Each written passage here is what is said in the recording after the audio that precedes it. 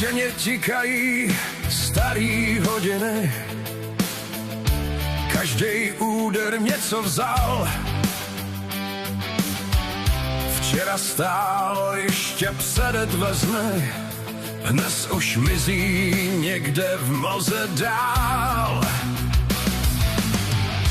Fotky blednou ve starým rámu, hlasy vizí v dávných dnech.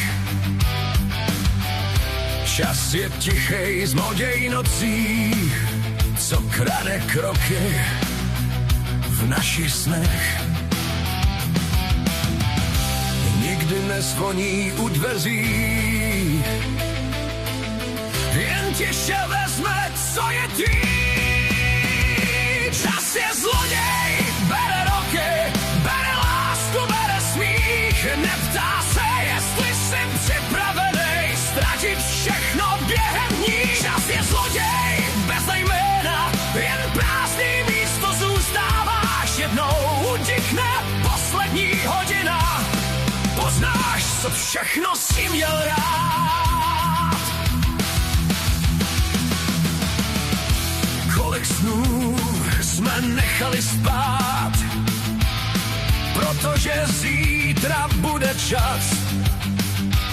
Jenže zítřek je jen prázdný slovo, co se rozplyne zás. Dny se skládají jak starý listy z kalendáře bez návratů. A člověk až pozdě pozná, co všechno mu čas vzal. Až jednou ticho zastaví hodiny